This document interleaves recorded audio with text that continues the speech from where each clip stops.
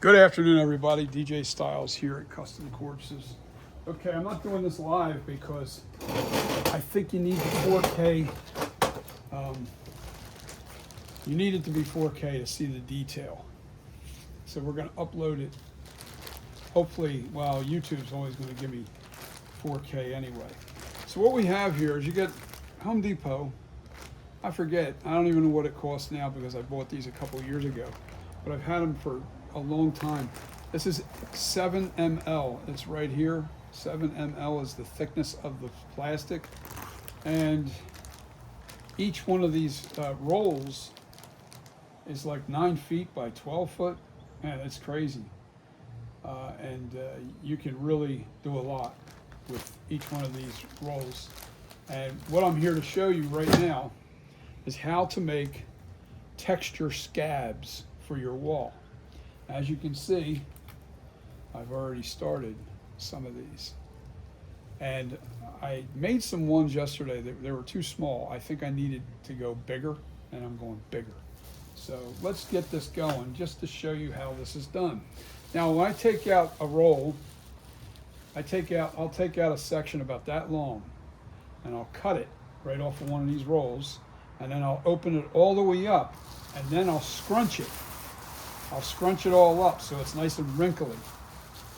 All right, and that's what we want. Now, you see how this is a thin spot here? Well, we're going to make it a little thicker, make it bend up a little bit here. I'm going to hold this down, take my heat gun, and I'll show you some more tricks. And what this does is it really gives it a lot of texture, lots of wrinkles. Look at the way that's shrinking up. Can you see that real good? You want to make sure you pop all the bubbles because that'll make it stay really thick. You don't want it thick. It's already kind of thick when it's scrunched up like this. And what happens is this becomes a pretty firm plastic. But you don't want people to see that it is plastic because you're going to paint this. And this is all dry, I don't say dry, but cured up. All right, so that did that section. Now what we're going to do is we're going to create some holes like this. And all you do is you just wrap up this way and wrap up going back into itself. So now I've created two holes, one here, and this will cling to itself.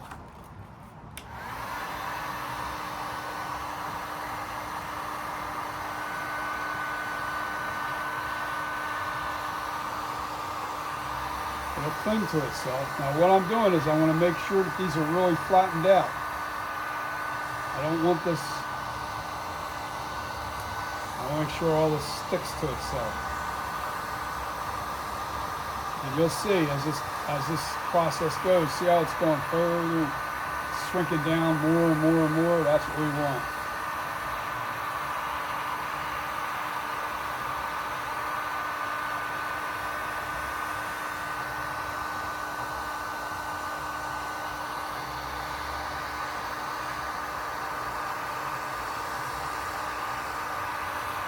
This is just a quick tutorial on how to do this. I have a bunch of them done up there already, as you can see. Get this, I want it a little more narrow right here. So I got to really shrink this down. See how that's shrinking up now?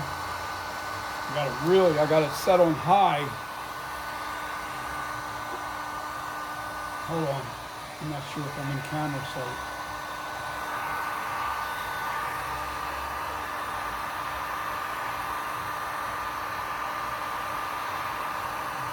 Popping all the bubbles. If you're stupid like me, you want to mash it down just a little bit. Just take your hand and just smack on it a little bit. It's hot. You got calluses, it ain't gonna bother you, but. All right, so that's basically how you do this. And then what I'll do is I'll make it a little thicker right here because I don't want it too thin like I have it here, but I'm going to probably cut that. It's probably going to go in a special spot somewhere. Whenever I find a really thin spot, sometimes I'll make that a cut piece.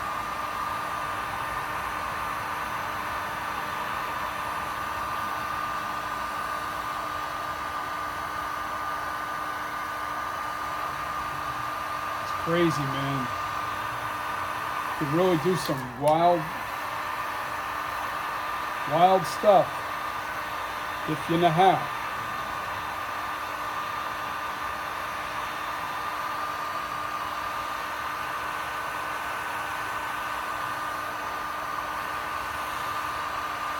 Lots of texture. Look at all that texture. When this gets dry brushed in the final stages of the paint scheme, it's insane. And all around the edges, you get that blood effect. You want blood on there. Now, I keep being told, you should use theater blood. Well, in the studio, because of low lighting, we need blood that's going to really react. You can see on film. All right, so we want one big loop here at the end. All right, and that is simple. We reattached it to that other side. Watch how fast this is, this process. And then I'll show you a cut right when I finish this.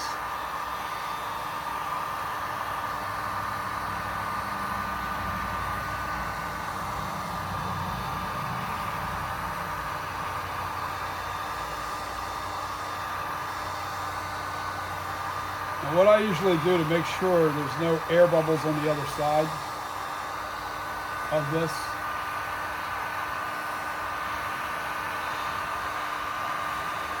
we don't want air bubbles.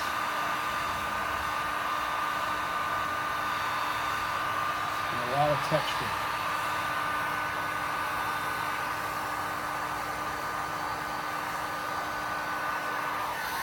Now that one's done. See that? Now this is still soft right here. I can actually shape this in any way I want. But what I usually do is flip this over, and you'll see little air pockets and stuff in there. And what I'll do is I'll shrink them up real quick.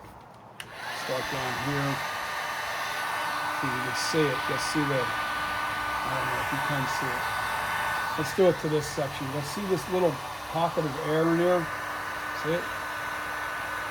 And that'll make this stronger. See, there's a bubble. See?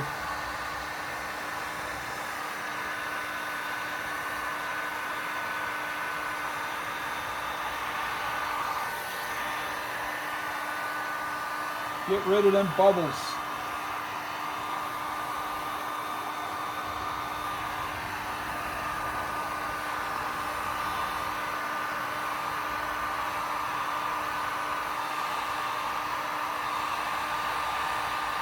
Bring it all to the back of this, and we'll flip it over.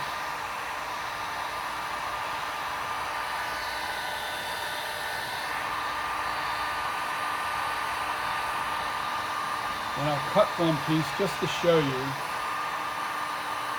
how I do it. It's not that hard, trust me, it's not rocket science. But this is one completed gory gut thing, and you glue that to the wall with the hot glue, and it's pretty firm already. It's a little warm, but this will really get to a harder plastic. And I got that one done. Now I need to get another roll out because I used up all my rolls that were in the bag that this comes in is a much thicker plastic. All right, so I'm only going to make, this will be the last roll that I do today, because I got to do all this painting. Yeah. So I take out about an arm's length almost. I would say that's, well, almost a little more past the elbow. There's my elbow, from the tip of my fingers to my elbow, so I cut about that much. That's about that much. Now what we do is we just cut this randomly and staggered. All right. I'm going to use that last roll up, but now what we do is we open this up.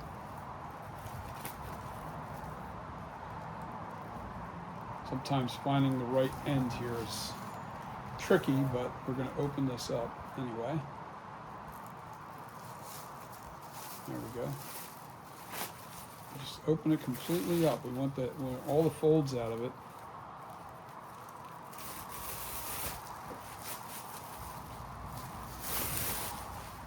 There we go. That's a pretty long piece. My guess is it's probably about 8-9 foot. No, I'm wrong. It's about 6 foot. It's about 6 foot. Now I'm just going to crumple this up as I go. Crumple, crumple, crumple. Every direction. That side's good. I'm just going to randomly crumple this end up. All right, because you want it crumpled up. And like I said, I always start like a nice loop on the end. Actually, a couple loops. Like a figure 8. And then I just work from here like this.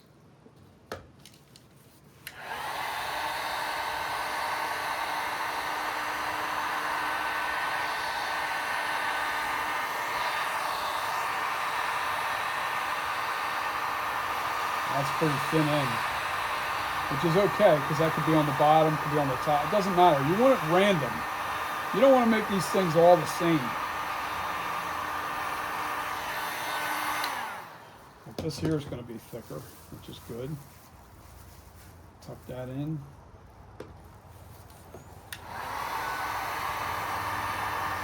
I have a video going up. It was a live last night that I did painting this.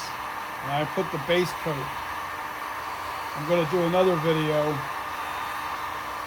on here.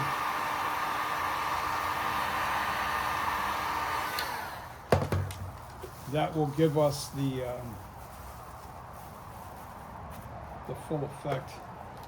I gotta get this thing over here.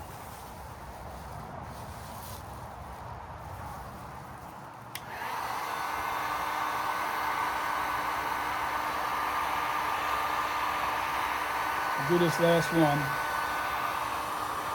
and then I'll do another video of the paint scheme. And I'm going to shorten them. I'm going to do little clips, each paint, each step.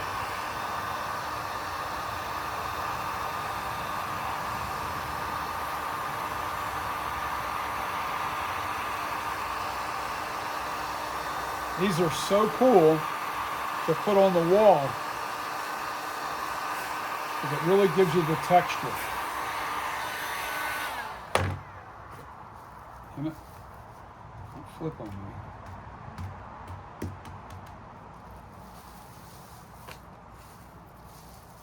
There's one gnarly little. See, I've already learned I don't want these things too thin.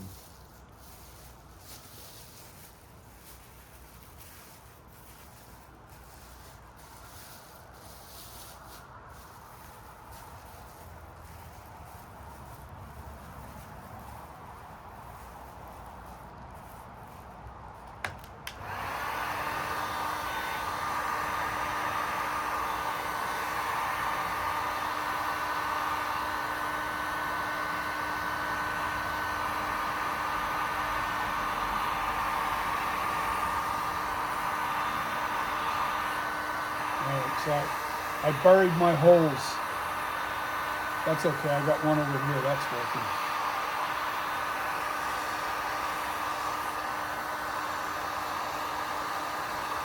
There's one there too.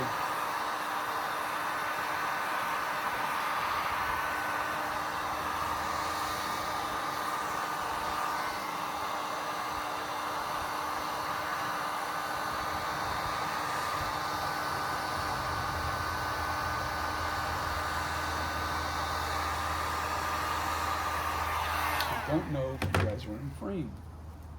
Because I can't see the camera. So, ooh, that's hot. That's too hot to touch there, that's for sure. So we'll make a little donut here at the end. Not a perfect donut, but something that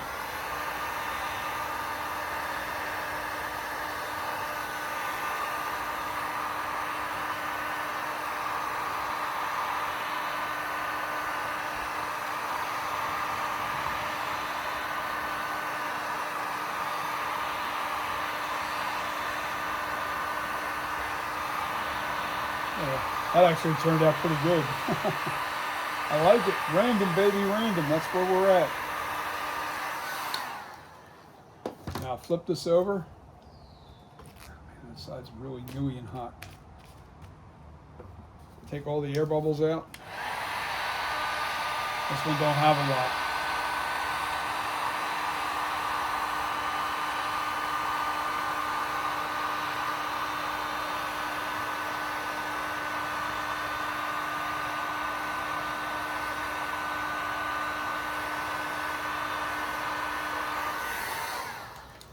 If all I have to do is, you see that, like this right here, like if all I want to do is open that up, you just punch a hole in it, and that'll open completely up because that area will shrink up on itself.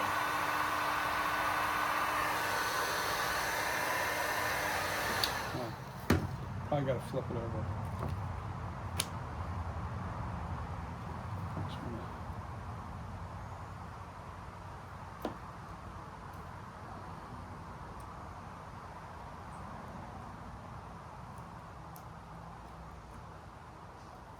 All right, so I'm just opening up these holes.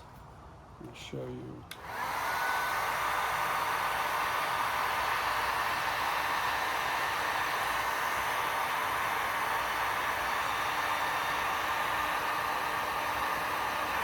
That opened up there.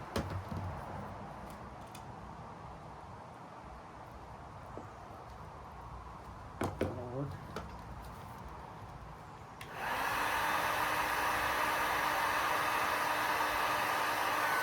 Look at that.